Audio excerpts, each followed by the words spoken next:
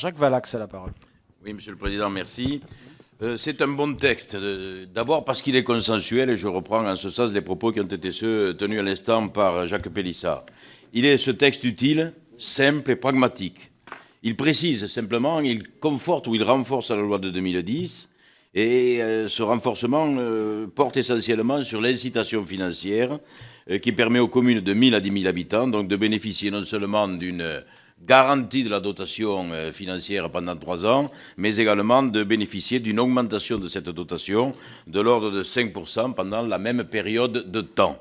C'est un texte donc qui répond également clairement aux préoccupations qui sont celles des élus sur le terrain. Ces préoccupations, je les liste très rapidement, mais je ne vais pas être trop long. Premier élément de ces préoccupations, c'est l'émiettement communal. Le chiffre doit être rappelé. 90% des 36 681 communes compte moins de 2000 habitants, et cela revient à dire que les petites communes n'ont plus les moyens d'exister, les moyens humains, techniques, financiers, pour investir et surtout assumer leurs compétences. Les petites communes ne peuvent donc plus agir seules, et la question de leur existence se pose clairement, et ce texte est une réponse leur permettant de trouver une solution aux problèmes qui sont les leurs. Notre décentralisation a été introduite en 1982 sur la base d'un édifice bâti en 1789. La décentralisation doit être l'expression de notre vivre ensemble. Et force est aujourd'hui de constater que l'on ne vit plus aujourd'hui comme avant. Auparavant, je vais vite, on naissait dans une commune, on allait à l'école dans cette commune, on s'y mariait, on y mourait. Aujourd'hui, on est quelque part, on va au lycée ailleurs, on vit dans une commune, mais on travaille souvent dans une autre.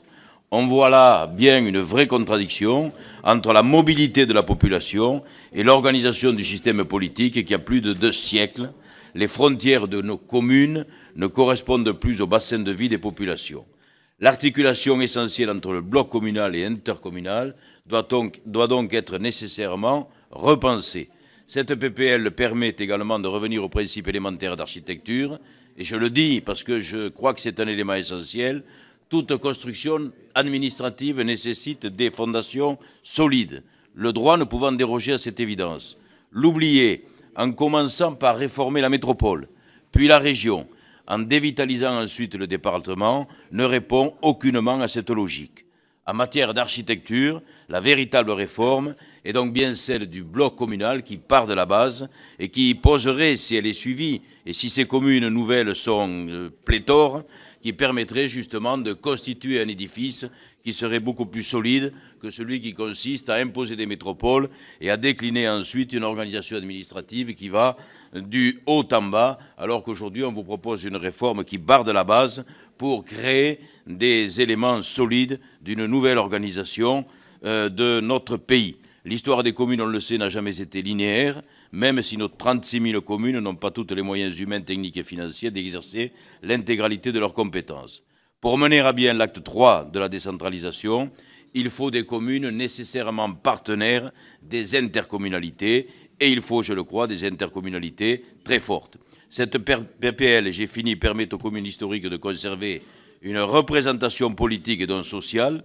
Le maire délégué conservera quelques pouvoirs au sein de son territoire d'influence.